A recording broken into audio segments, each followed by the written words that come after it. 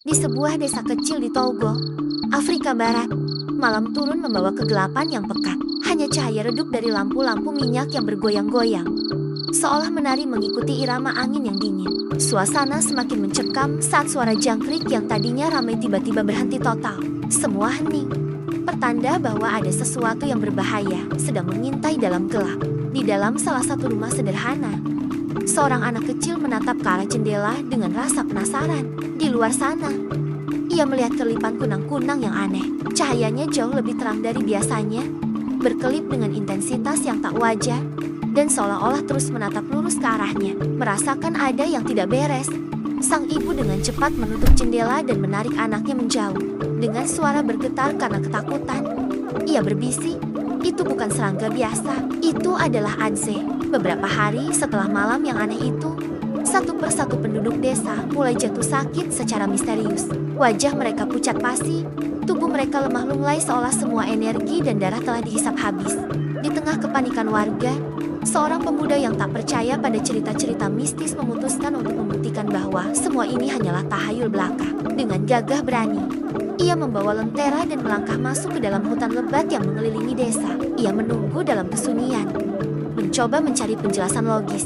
Namun, dari kegelapan pekat di hadapannya, tiba-tiba muncul ratusan kunang-kunang. Mereka terbang berputar-putar dengan cepat, membentuk formasi aneh yang menyerupai wajah manusia yang sedang tersenyum jahat. Sebelum pemuda itu sempat bereaksi, salah satu kunang-kunang terbang mendekat dan hinggap di tangannya. Dalam sekejap, cahaya itu berubah wujud menjadi makhluk mengerikan dengan mata merah menyala dan gigi-gigi setajam pisau.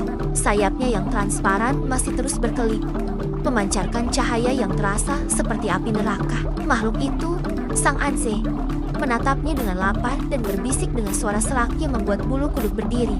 "Aku hanya lapar sedikit saja," sebelum akhirnya menerjangnya dengan buas.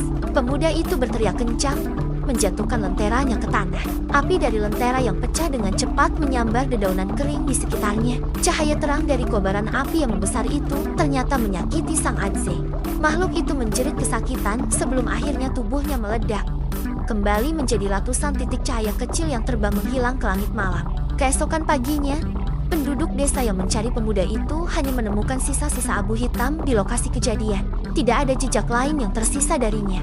Sementara ibunya menangis di rumah, seekor kunang-kunang kecil terlihat hinggap dengan tenang di bingkai jendelanya. Kunang-kunang itu berkelip dengan sangat pelan, seolah sedang mengamati keadaan dan menunggu dengan sabar hingga malam tiba kembali. Like, subscribe, share, satu klik dari kamu berarti banget buat channel ini.